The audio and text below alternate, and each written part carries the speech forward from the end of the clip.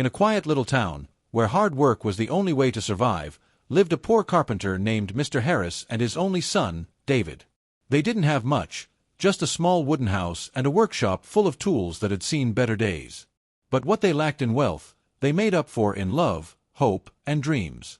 Every evening, after a long day of sanding wood and hammering nails, Mr. Harris would look at his son and say, "David, one day you'll go to school and build something greater than furniture. You'll build a future." But David didn't believe that. He hated school.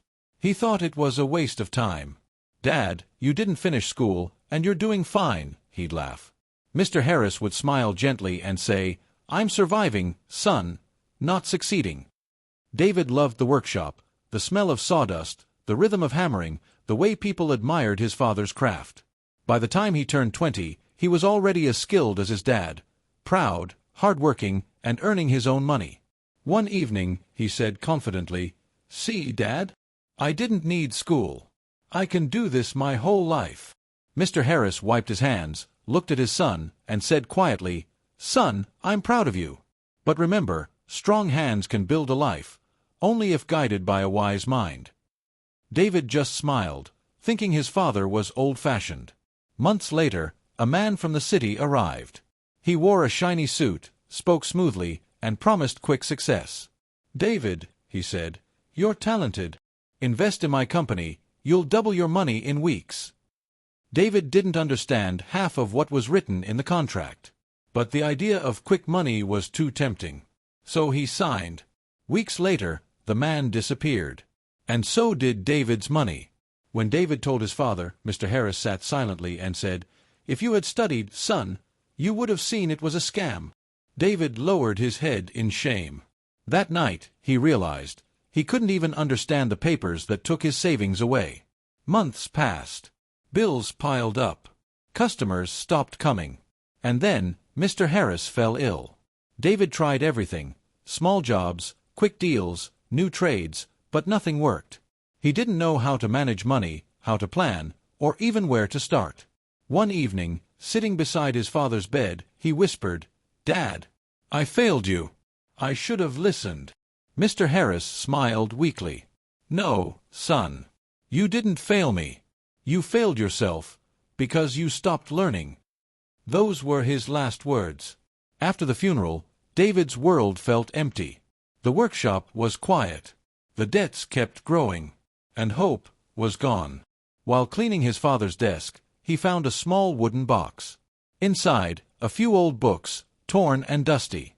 Titles like How to Build a Business, Understanding Finances, and Letters to My Son. He opened one. On the first page, his father had written, "Son, if you're reading this, it means you're ready to learn what life never taught me." For the first time, David felt something shift inside him. He began to read. Slowly at first, stumbling over words, using his phone to look up meanings. Every night, under a single dim bulb, he studied.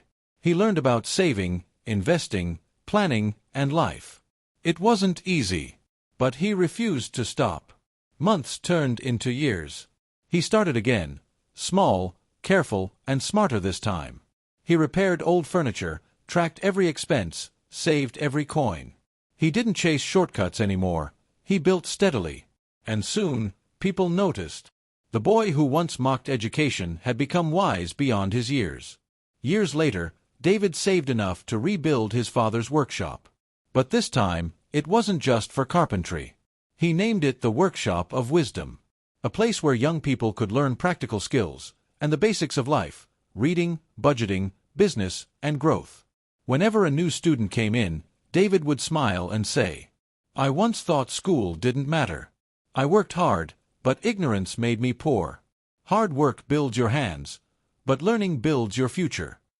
One curious boy once asked, "Sir, why do you teach for free?" David smiled softly. "Because no one should pay the price I paid for ignorance."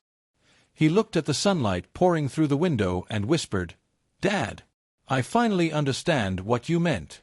The truth is, ignorance is more expensive than education. You might think school is boring.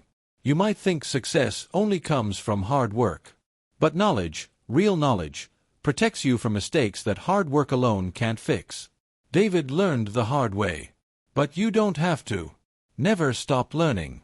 Never stop growing.